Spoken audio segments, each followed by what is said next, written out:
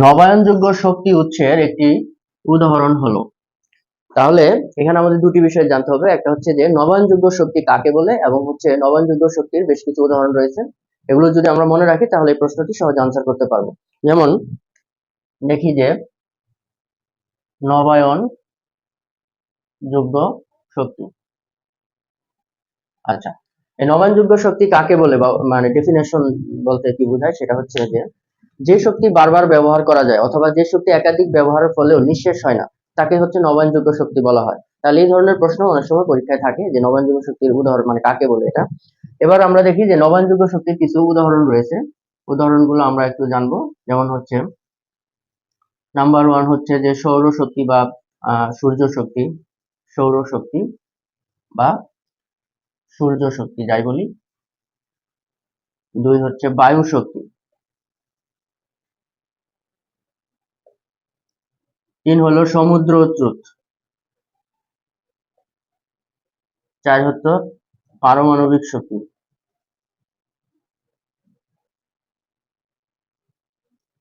এই হচ্ছে মানে সবচেয়ে কমন কিছু উদাহরণ, যে উদাহরণগুলো যদি আমরা মনে রাখি যে মানে এই ধরনের প্রশ্ন পরীক্ষায় থাকবে, সেটা হচ্ছে যে নবায়নযোগ্য শক্তির উদাহরণ নিম্নের কোনটি বা নিম্নের কোনটি নবায়নযোগ্য শক্তি অথবা নিম্নের কোনটি নবায়নযোগ্য শক্তি নয়, এই টাইপের প্রশ্ন পরীক্ষায় থাকবে সাধারণত। তাহলে আমরা এখানে যে প্রশ্নটি আছে কি বলা আছে যে নবায়নযোগ্য শক্তি উৎসের একটি উদাহরণ হলো, তাহলে উদাহরণ কোনটি? পারমাণবিক জ্বালানি নো, পিট কয়লা নো, ফুয়েল সেল নো, তার মানে সূর্য। এই সূর্য এটা হচ্ছে আমাদের সঠিক আনসার যে নবায়নযোগ্য শক্তির একটি উদাহরণ। প্রেসার কুকারে রান্না তাড়াতাড়ি হয় এর কারণ কি? আচ্ছা, প্রেসার কুকারে রান্না তাড়াতাড়ি হয় এর কারণ হচ্ছে উচ্চ চাপে তরলের স্ফুটনাঙ্ক বৃদ্ধি পায়, ফলে রান্না দ্রুত হয়।